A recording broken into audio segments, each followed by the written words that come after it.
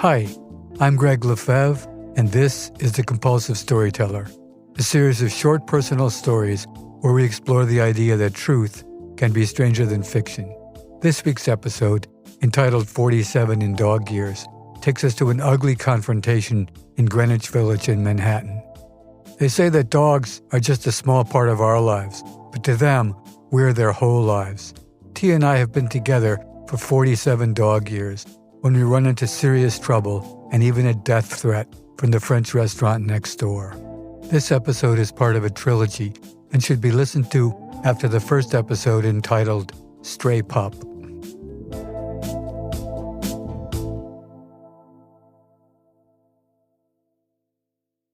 "47 in Dog Years."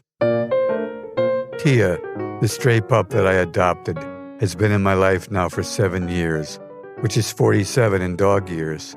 This equation has never made a lot of sense, in that Great Danes rarely live past 10, and little tiny Chihuahuas often live to 17. But then again, the equation would also make Snoop Dogg to be 350. Over time, Tia and I have gotten quite familiar with each other. As with any long-term relationship, be it with a human or a furry friend, you grow to accommodate one another's needs. For me, this has meant deciding not to live in my art studio anymore so that Tia can get some long walks going back and forth between the studio and my new first-floor, one-room apartment in the West Village. It's tucked behind a French restaurant, so it's easy access for the both of us. There is one catch, though. The apartment shares a wall with the restaurant. I consider this when signing the lease, but Tia seems so happy in the new spot that I choose to move in. The things we do for the ones we love.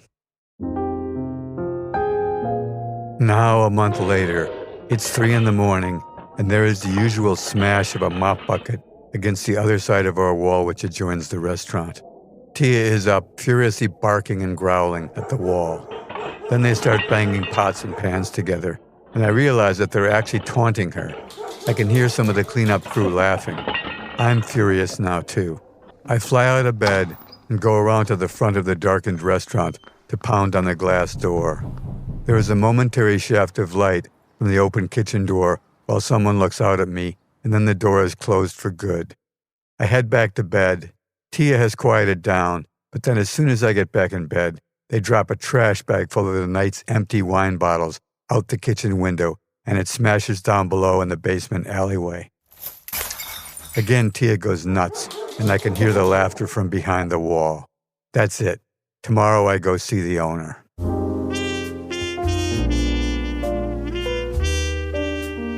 I'm so upset I won't be able to sleep, so I decide to write an entry in my dog journal. I still keep the journal from when I first met Tia, but I rarely make entries except when Tia does something that harkens back to her PTSD or something she does that's particularly intelligent or funny.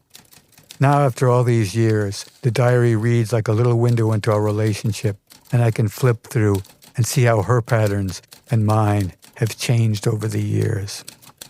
I realize again that it wasn't until the 3rd year with me that she got over the most obvious effects of her PTSD. Once she no longer expected to always be hungry or to be chased or have stones thrown at her, Tia's incredible intelligence began to shine through the dark clouds of her early days on the streets in Harlem.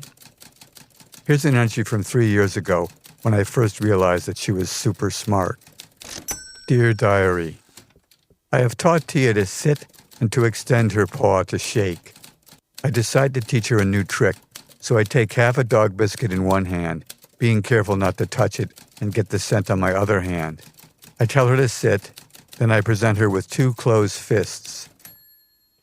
She sniffs both vigorously, then taps the top of the first, containing the biscuit, with her paw. I'm amazed. She's taught herself the trick. I do some reading about dog intelligence. Psychologist Stanley Cohen, after surveying almost 200 dog obedience judges, evaluated dogs' intelligence based on 3 categories: instincts, obedience, and the ability to adapt. Tia possesses the ability to adapt in spades. Here's another entry from that same period.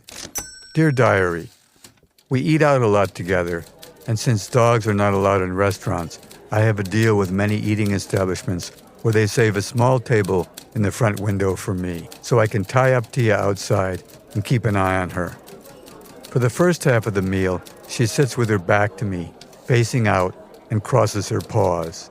This simple trick garners an incredible amount of positive attention from passerbys. "Oh look, that's so cute," is the common refrain.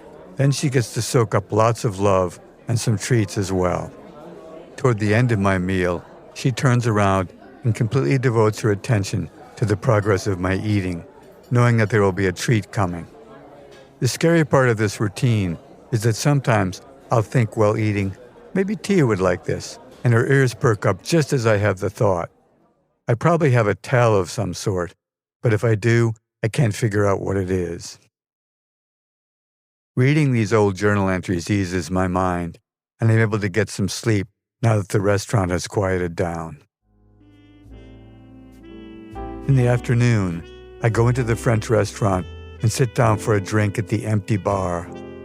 One of the two owners, a once famous Moroccan soccer player, comes behind the bar and introduces himself as Ahmed, mentioning that he's seen me coming and going with my dog. "What can I get for you, my friend? Compliments of the house," he asks with a heavy accent. I'm friendly and talk a little soccer and this and that, and then I ask about the noise from the cleanup crew. He assures me that he will talk to them while he pours me my second free drink.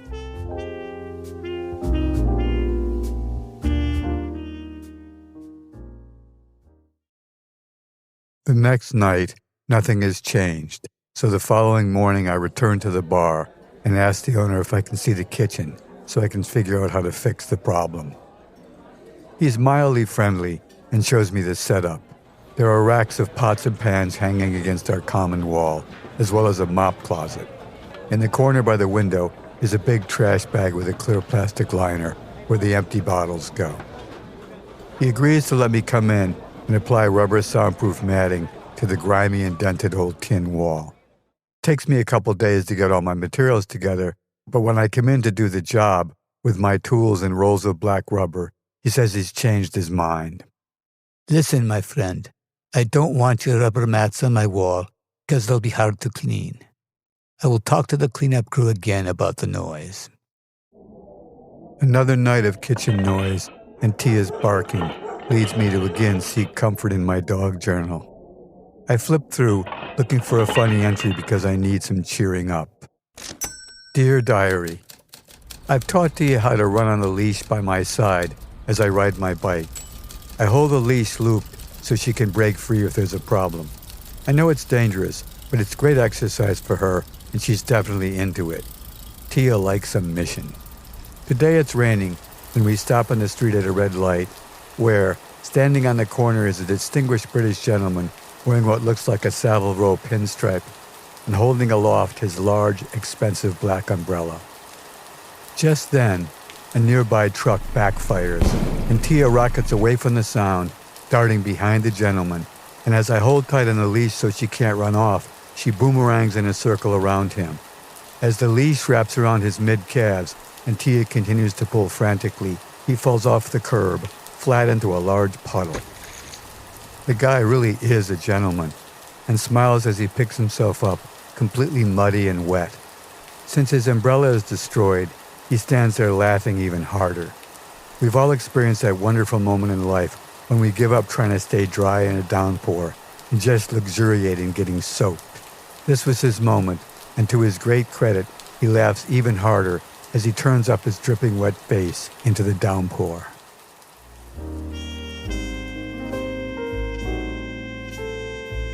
Over the next few weeks, things really start to go to hell.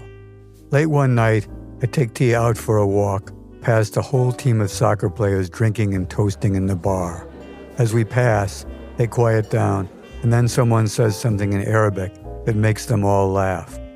I'm sure the words aren't kind, and even Tia knows it. Her back hairs go up, and her tail ceases to wag. At another afternoon meeting with Ahmed, I tell him that I do a lot of public artwork for the city government and I have friends in the city's health department. Before I can go on, he stops me. Listen, my friend.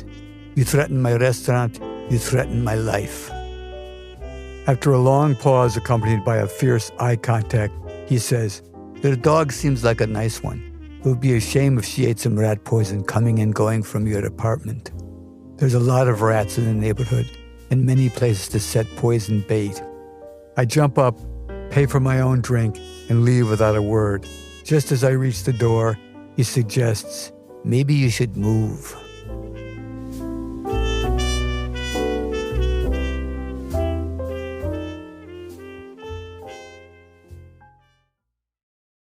Again, I find myself awake at 2 a.m. after tonight's episode of Tia growling and barking at the wall. I'm sure that this behavior comes from her PTSD, so I leaf through my dog journal looking for entries on the subject. Dear Diary, Tia the Food Snatcher. Tia's going hungry during her early life set the tone for her behavior around food ever since. Whenever we walk, she's learned to look far ahead for anything edible. She keeps the leash slack so she has enough play to leap forward and snatch whatever she's seen. Then I have to pry it out of her mouth, which she resists, and if she swallows, there may be a bout of throwing up in the house, but I can't get her to stop no matter what I do. Dear Diary, Tia the Faker.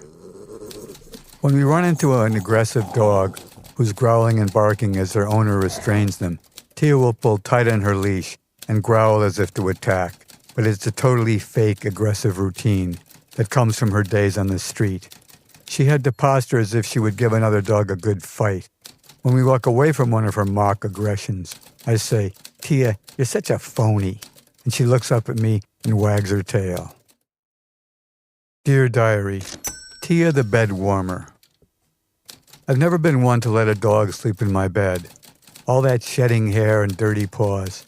So Tia, like all the rest of my dogs, is forbidden to get up on my bed. When I enter the apartment and feel a warm spot in the middle of the bed, she's already in hiding. A few times, I gave her a real smack to retrain her, but it's never worked. The joy of sleeping in my bed overwhelms her fear of any possible punishment. I start a new journal entry. Dear Diary, shame on me. Eliminating Tia's 3 PTSD-related core behaviors, the food snatcher, the faker, and the bed warmer, have become a contest of wills with her. I seem determined to dominate Tia, but these 3 behaviors are core to who Tia is, and no matter how much I try, she will never give them up. I must respect that, which I type in all capital letters. Being her supposed master has allowed me to use any means necessary to get her to stop her PTSD-related behavior, which she will never do. I think back to how brutal I've been at times, and I feel deeply ashamed.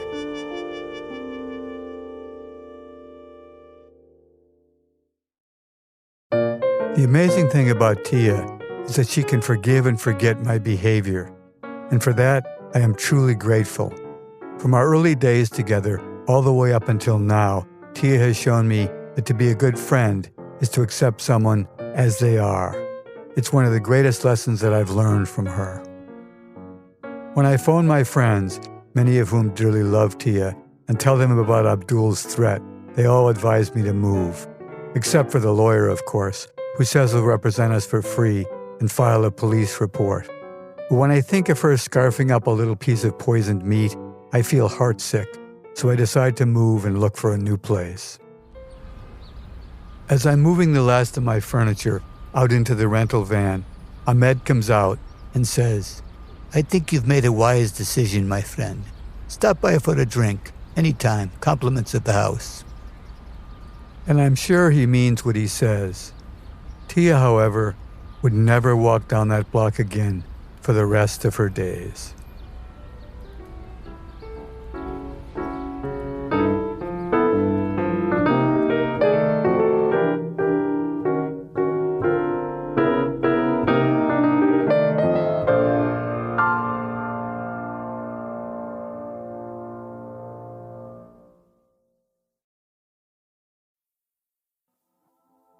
The